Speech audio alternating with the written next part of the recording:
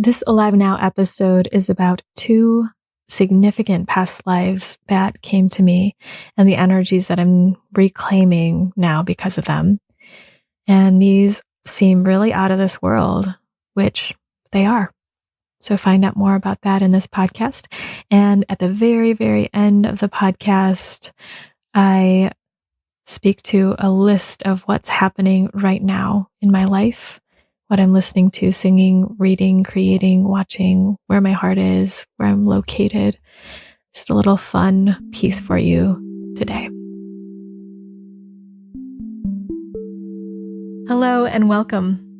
You're listening to the Embody Podcast, a show about remembering and embodying your true nature, inner wisdom, embodied healing, and self-love. My name is Candice Wu, and I'm a holistic healing facilitator, intuitive coach, and artist sharing my personal journey of vulnerability, offering meditations and guided healing support, and having co-creative conversations with healers and wellness practitioners from all over the world. There is so much going on astrologically this fall, this month. By the time you're listening to this podcast, we will have gone through a pretty significantly astrologically energetic time of October. And as I'm recording this right now, it's October 17th. Sometimes I record a little bit ahead of schedule because I have things going on in my life that will take my time.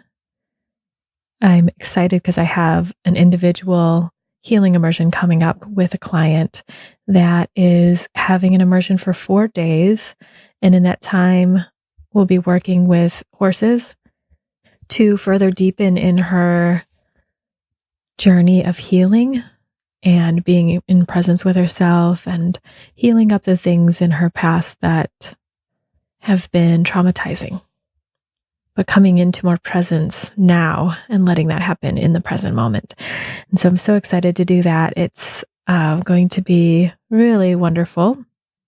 And so as I'm recording this now, there's a lot happening in the planets. And there was a time I didn't believe in that. And it was just sort of this weird thing that people talked about. But at this point in my life, I have the feeling and the knowing that we're not really separate at all from all that's going on in the universe. So for me, this week has been pretty intense. Lots of grief coming from who knows where. Some of it I can name. Some of it I couldn't for some time. Some of it's still here and working its way. Then there's the residue of old patterns waking up for another round. For me, feelings like I'm to blame for others' choices, being scapegoated and being that kind of victim. And also the experience of taking on other people's energies where somehow it feels like I'm wide open to do so. And this is so familiar. And luckily, it's not so familiar to the recent years, but it will happen when something just tugs on the right energies in me. There are receptors in me that take up someone else's energy and that activates something in me that wants to be looked at. There's a break in my boundary for that. There's a consciousness or awareness that's not quite present and fully there to notice it coming in, so it's unconscious. But I do love experiencing all that so that I can become more conscious and become more present. But it's been a lot this month. Has it been so for you? Are you sensitive to that? Sometimes I've noticed that people during times of high astrological stuff happening, they get really tired. Also when the seasons change, there's fatigue, exhaustion, and that can be a signal of overload in the nervous system. And so sometimes you don't feel like you're sensitive to any of these things. You just feel tired. You just feel stressed or maybe irritable, or you're having some other physical symptoms going on. And that may be just showing that level of overwhelm that the body can't quite even feel what's happening, but it just goes into the shutdown mode. So as we begin the podcast today, I invite you to check in with some compassion and gentleness to what's happening for you in this time of deepening into the fall. And if you want a little bit of support with any kind of overwhelm or all of the things that are going on emotionally, physically inside of you and in the outer world, there's a recent podcast that I did on 12 things you can do to support your nervous system in moving through overwhelm, depression, anxiety, or feeling shut down, stressed. You can find that at candice.com/overwhelm. And I definitely recommend that. Asking yourself, what do I really need? What does my nervous system and body need to come down a bit into safety? And that podcast offers just that, 12 different ideas. And for me lately, it's required me to make a lot of space for myself. So where I might have scheduled more for myself, my body says, no, I do not want to do that. And I'm having to cancel some things and also space things out a little more. So maybe this moment is a time to reflect and just sense in for yourself what you might need in this time period and as we approach the winter.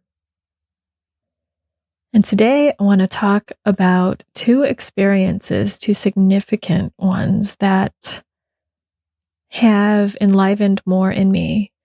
And I'm touching into the episode that I spoke about things that I could not explain and the deep mystery of life. I was working with past lives and listening on audiobooks, the book Sophia Code. And I felt this resonance with the words and the concept of the dragon tribe and Star Nation. And if you listen to that episode, you might remember me saying that, yeah, I've heard that before, but never quite felt connected to it. And I've also heard about the presence of the feminine Christ consciousness, which this author in the Sophia Code describes as Sophia, Christ consciousness. If I've already lost you and these words are just glazing your eyes over or making you feel really skeptical, I can totally relate to that. And that was definitely my experience for some time until I had this one and it felt like, whoa, I'm getting a download of energy. And I don't have words to describe it and I don't have logic to make sense of it, but I feel it. So that episode, Deep Mystery of Life, you can find it at candice.com/deepmystery or EP84. That's where I begin to talk about what I'll further open up here in this Alive Now episode. What I see in observing myself right now is that over time I have been working with my ancestry and the inheritances of my ancestry, also the strength and resource that can come through to me now that some of those things are cleared up, a lot of those things. And it felt like my soul was reaching beyond that, or it was coming to me, that I needed to check out my different past lives and claim the knowings that I have known before in this soul. And that's been sprinkled throughout my life, but recently it's been really big. I met a Shawnee Native American woman recently, and she said, well, when you know, you just know. And if you know you had a past life as Native American, then you know. And she just embraced me and gave me all sorts of things like beads and books that spoke of the tribe that I believed I came from, which was hers as well. So when you know, you just know. And I trust in that now more than ever. And I believe it's part of the feminine energy, the knowing that we have. We're remembering and waking up to more of who we are. And for me, touching into past lives is giving me that. So today I want to share 2 past lives that have come to me. And they come to me in different ways. The first one relates to Sophia Dragon Tribe. So if you remember, if you did listen to that episode, that I felt some resonance with Sophia Dragon Tribe. And I had no idea why. There was some sense that maybe I was a dragon, or maybe I knew dragons or something.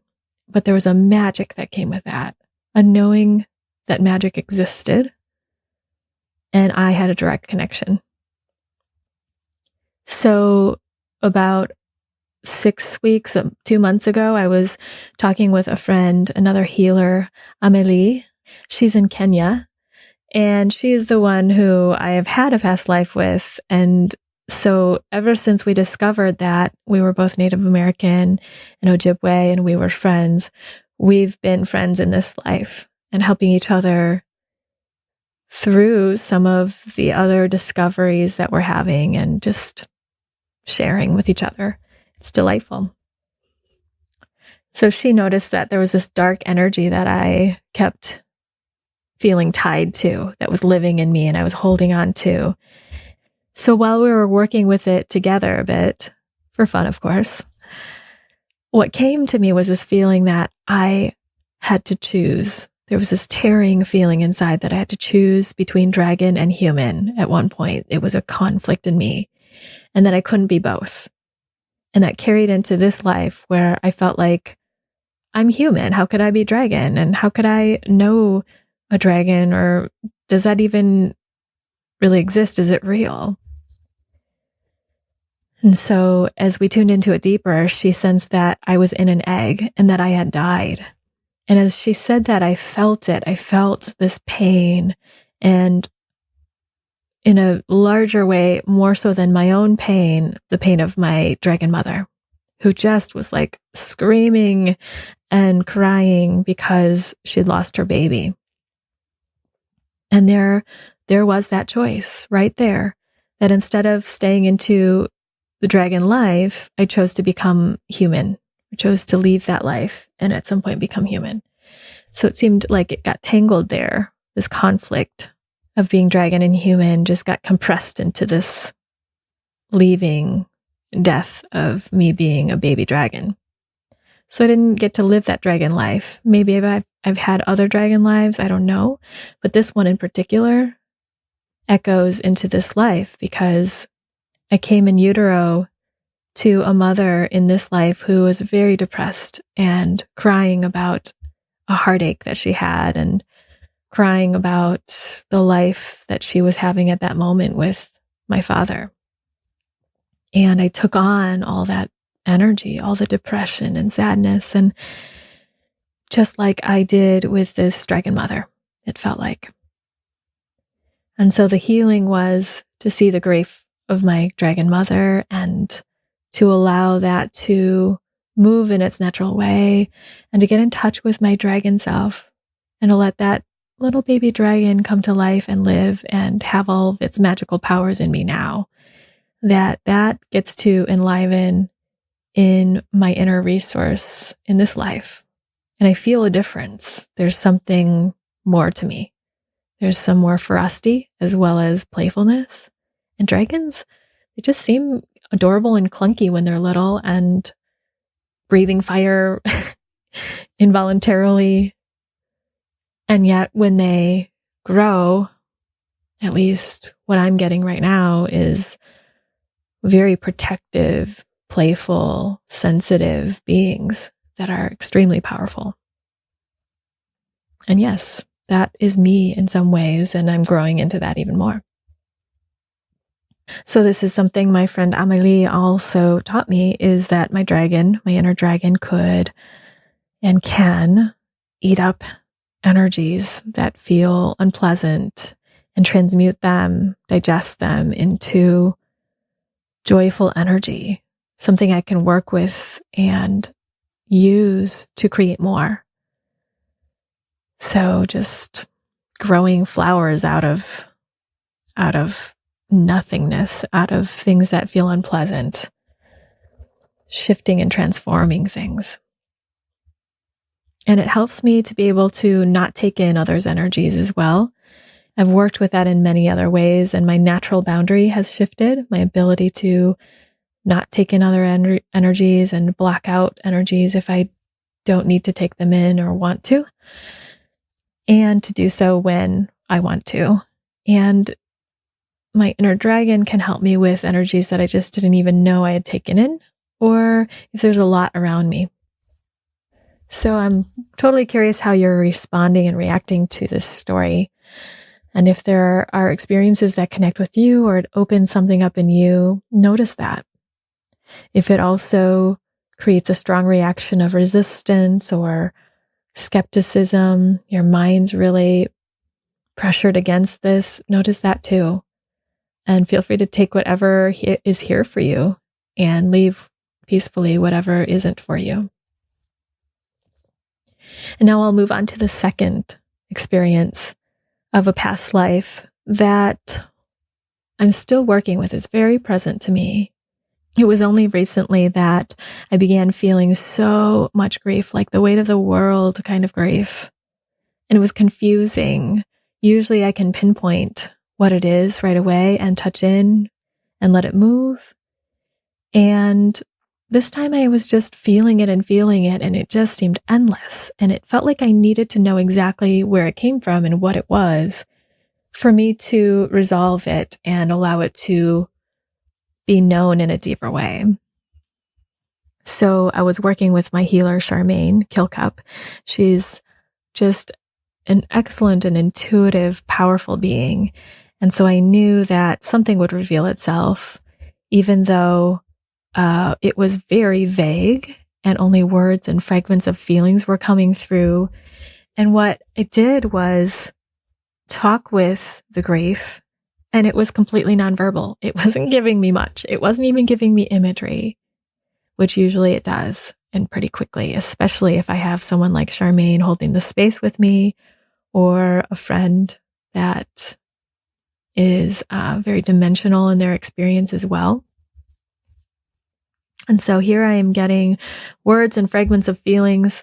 I'm aware that if I watch The Time Traveler's Wife, the movie, that I can just cry at these very poignant moments where there's loss or connection, disconnection, connection. And that's all I've got. Sometimes in these cases, I do a little bit of trial and error, like checking and matching things and seeing if they fit, and seeing if it's a yes or no. So, for example, I was asking, is this about this life? And there was a clear no. It's not about my mother and father. It's not about my family, not about this life.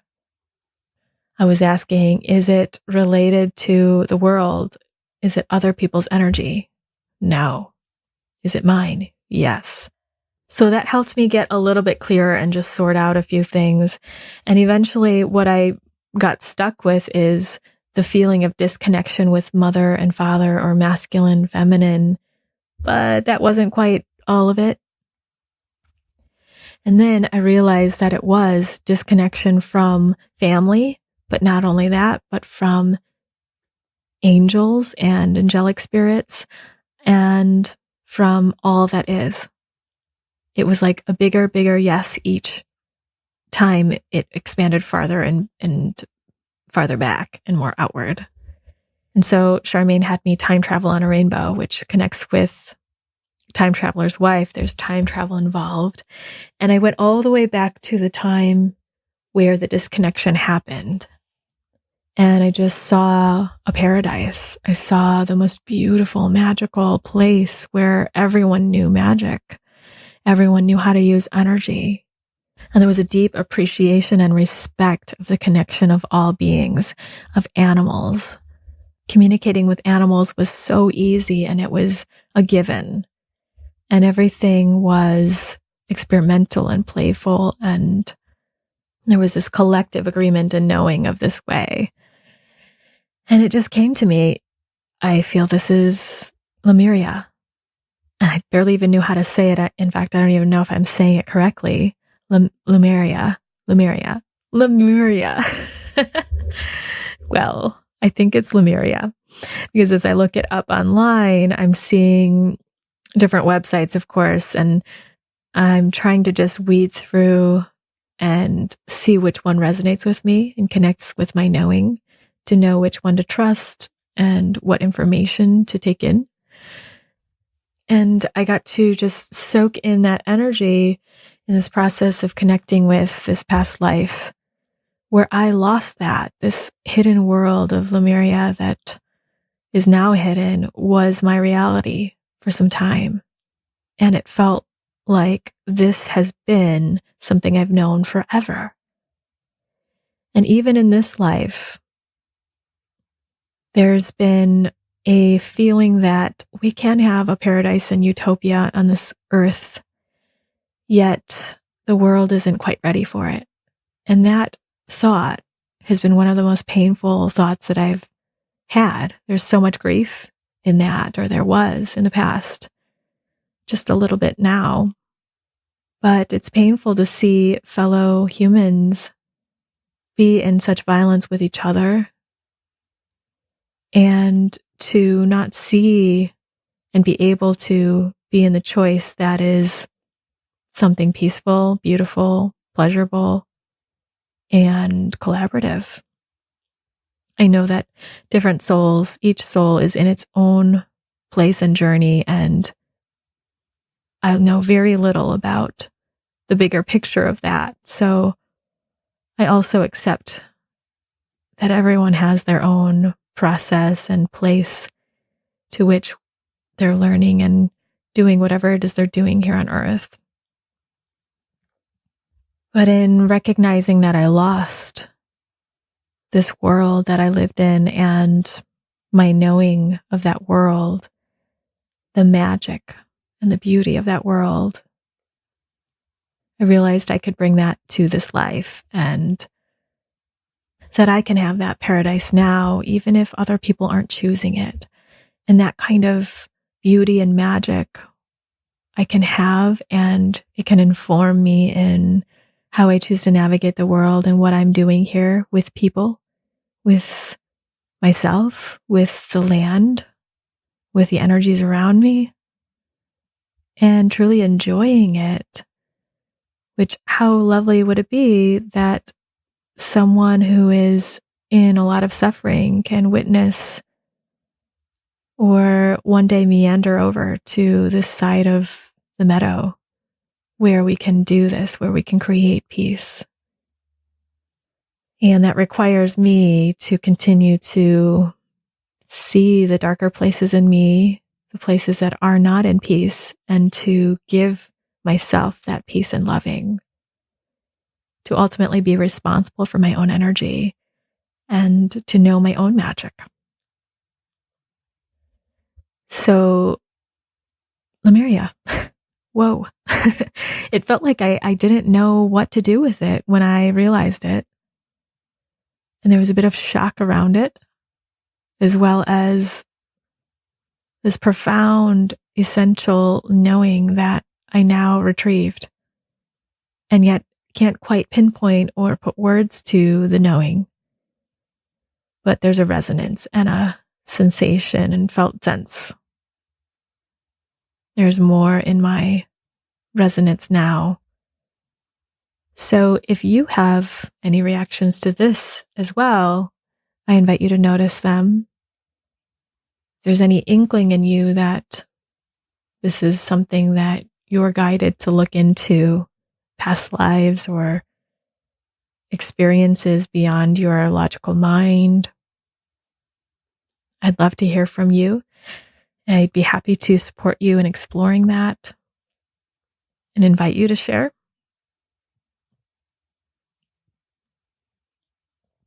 And the greater invitation I have for you is to see what's here for you now to explore. Where does your soul guide you? Is there a grief or an anger or a sadness lingering or trying to make itself known in you? Because those feelings are the key to more of ourselves. Those feelings are the opening for a new beginning and for what wants to come through in this life so it can support us in this life. So it can even change the world in ways just by its recognition. What I notice as I do this healing work for myself is that something in my resonance does change energetically. And without even any effort or doing anything extra, I have like 3 more clients come to me, or a new opportunity come my way, or deeper feeling of pleasure and peace. All those things I listed actually did happen this time around, almost instantly. And they usually do when my energy opens up and expands into another place, and there's healing of what was guiding me there along the way. So I hope this was interesting or intriguing or provocative in some way for you. And if it's not, thanks for listening anyways. I'm still piecing things together, and sometimes that process is painful and other times it's just delightful. And right now I'm feeling the delight and the gratitude of all those that support me on this journey. All of you out there who are listening and receiving me in some way, whether you've made that known or not, thank you. I'm wishing you a lovely week, and for any awakening of memory of who you are to come alive this week, if you'd like it to. And I'll leave just a little bit of music to transition you into your day. Thank you so much for joining me. If you'd like to stay posted on what's going on with me, what is going on the podcast or in the upcoming events, you can sign up for my newsletter at candicewu.com/embody. And I've just started to realize that every 3 or 4 weeks is better for me than every 2 weeks. So you'll just hear from me about once a month, roughly. And I just started doing something new with my newsletter is at the end. It's really fun. At least I think it is. At the end, I put a list of what I'm listening to or singing, reading, creating, watching, where my heart is, what's going on in my inner world, and my location. So for fun today, I'll end with responding to that list while this music is going. So what I'm listening to or singing is To Whom It May Concern by the Civil Wars. I'm reading nothing right now. I was reading stuff about Lemuria, but I needed a little break. I'm creating more space in my life to daydream and to rest. I'm creating and cultivating a relationship that really means a lot to me, an intimate one. I'm creating a book about healing our relationship with money and abundance. I'm watching. Well, recently I watched the movie Cold Souls. It's about an actor who wants to store his soul because it becomes too depressing. And in my inner world, what's going on in my inner world? Let's see. I'm sorting out energies that I've taken in from places I don't know, and some from where I do know. And I've been meditating a lot with Lemuria, the energy of Lemuria, and I have a stone, a crystal, that the artist said was from Lemurian crystal. I don't know really what that means, but it feels good on my forehead. And where my heart is. My heart is in dance and ballet right now. It feels so good to move my body and strengthen my muscles right now. And location as I'm talking is White Lake, Michigan, where it's super windy, sunny. So thanks so much for listening again, and looking forward to seeing you next time on the Embody podcast.